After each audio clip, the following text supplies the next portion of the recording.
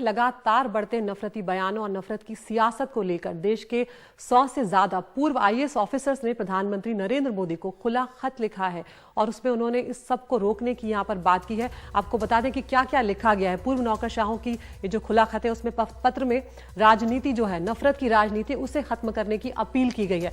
कहा गया है कि हम देश में नफरत से भरी तबाही का एक तरह से उन्माद देख रहे हैं। ये काफी बड़े शब्द हैं और ये बहुत बड़ी बात है क्योंकि सभी लोग आहत हैं देश में जिस तरह की घटनाएं लगातार हो रही हैं। इसमें आगे ये कहा गया है इन पूर्व आईएएस अफसरों के द्वारा कि जो बलि की वेदी है उसमें मुस्लिम, अल्पसंख्यक और संविधान जो है वो आ रहा है, यानी कि इन सबको निशाना बनाया जा रहा है। मुस्लिमों पर निशाना साधा जा रहा है, जो अल्पसंख्यक है उनको कहीं ना कहीं निशाने पर लिया जा रहा है और लगातार संविधान जो है उसे चोट पहुंचाई जा रही है। हम सीधा रुख कर रहे हैं हमारी सीनियर एडिटर नीता शर्मा का। नीता, जो कुछ देश में हो रहा है वही बात प्रधानमंत्री को खुले खत में लिखी है ये जो पूर्व आईएएस नौकरशाह हैं, और क्या कुछ इसमें कहा गया है और कौन कौन वो चेहरे हैं जिन्होंने प्रधानमंत्री को ये चिट्ठी लिखी है? बिल्कुल अदिति, बहुत ही स्ट्रांग लेटर है जो ये 108 ब्यूरोक्रेट्स ने लिखा है। और ये जो ब्यूरोक्रेट्स हैं ये वो लोग हैं जिन्होंने अलग अलग कॉन्स्टिट्यूशन की आर्म्स को सर्व किया है, चाहे वो कैबिनेट सेक्रेटरी हो, चाहे वो फॉरेन अफेयर्स हो, चाहे वो होम मिनिस्ट्री हो, चाहे वो डीजी रहे हो। अलग अलग राज्यों के बड़े बड़े चेहरे हैं इन नामों में। अगर मैं वो कुछ नाम पढ़ के बता पाऊं इनमें, जैसे कि होम सेक्रेटरी जो फॉर्मर थे जीके पिल्लई, वो हैं, वो काफी समय तक दिल्ली यहाँ पे केंद्रीय गृह मंत्रालय में गृह सचिव रहे हैं। शिव शंकर मेनन हैं जो फॉरेन सेक्रेटरी रह चुके हैं। साथ में जो मुंबई की महाराष्ट्र काडर से बिलोंग करती हैं मीरा भवंकर, वो डीजी रही हैं, वो भी हैं। जम्मू कश्मीर के डीजी जो हैं वो भी यहाँ पर हैं। और कैबिनेट सेक्रेटरीट के कई आला अफसर हैं। एएस दुल्लत, जिन्होंने पूर्व वाजपेयी सरकार में, पहले वो आरएनडब्ल्यू के जो हैं वो सेक्रेटरी भी रह चुके थे, फिर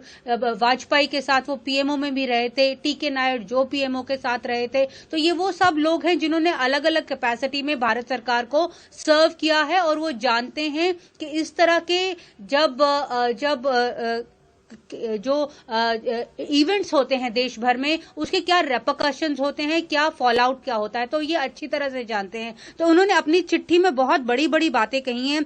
सबसे बड़ी बात उन्होंने जो बात कही है, उन्होंने बोला है कि पिछले कुछ महीनों में हम देख रहे हैं असम, दिल्ली, गुजरात, हरियाणा, कर्नाटक, मध्य प्रदेश, उत्तर प्रदेश, उत्तराखंड, ये सभी वो राज्य हैं जहां पे भारतीय जनता पार्टी की सरकार है। दिल्ली में भी दंगे हुए, लेकिन दिल्ली की जो पुलिस है वो केंद्रीय गृह मंत्रालय देखता है। उनका ये कहना है कि ये ऐसे राज्य हैं जहां पे जो एडमिनिस्ट्रेशन है वो कानून को बनाए रखने की बजाय, मतलब उसे स्ट्रेस करने की बजाय, वो एक पार्ट बन जाता है कि इस तरह के जो उपवाद जो हो रहे हैं उसको आगे बढ़ावा देने के लिए। अदिति, बिल्कुल नीता, यहाँ पर यह भी बहुत महत्वपूर्ण बात है कि ये चिट्ठी तो अब आई है, लेकिन इसके पहले से जो घटनाएं हो रही है वो किसी से छुपी नहीं है।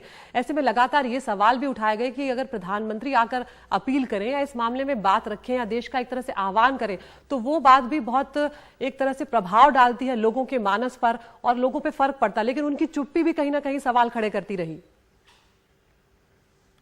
बिल्कुल बिल्कुल, ये ब्यूरोक्रेट्स हैं, ये बोल रहे हैं कि आपको आगे आके कुछ बोलना होगा। प्रधानमंत्री से ये गुजारिश कर रहे हैं। उनका कहना है कि सबका साथ, सबका विकास, सबका विश्वास लेकर ही आगे चला जा सकता है। उनका ये भी कहना है कि उन्होंने ये आजादी का अमृतोत्सव जो चल रहा है उसके तहत प्रधानमंत्री को सामने आना चाहिए ताकि जो शांति बहाली है वो देश में हो सके। क्योंकि ये देखा गया है कि जो फंडामेंटल राइट है कि हम क्या पहने, हम क्या रिलीजन को फॉलो करें, उसे लेकर भी काफी विवाद जो है अलग अलग राज्यों में हमें दिखाई पड़ रहे हैं कि यहाँ पर आप हनुमान चालीसा नहीं पढ़ सकते, आप यहाँ पर नमाज नहीं पढ़ सकते, आप इस तरह के कपड़े नहीं पहनकर बाहर आ सकते। आप सोसाइटीज में भी देखिए जो ग्रुप्स हैं उनमें भी किस तरह के जो व्हाट्सएप मैसेजेस हैं वो घूम रहे हैं कि आप इस व्यक्ति से सब्जी मत खरीदिए, आप उससे फल मत खरीदिए। तो इस तरह का जो हेट एक प्रोपोगेशन हो रही है वो बहुत ज्यादा अभी फिलहाल देश में हो रही है, ऐसा इन लोगों का कहना है।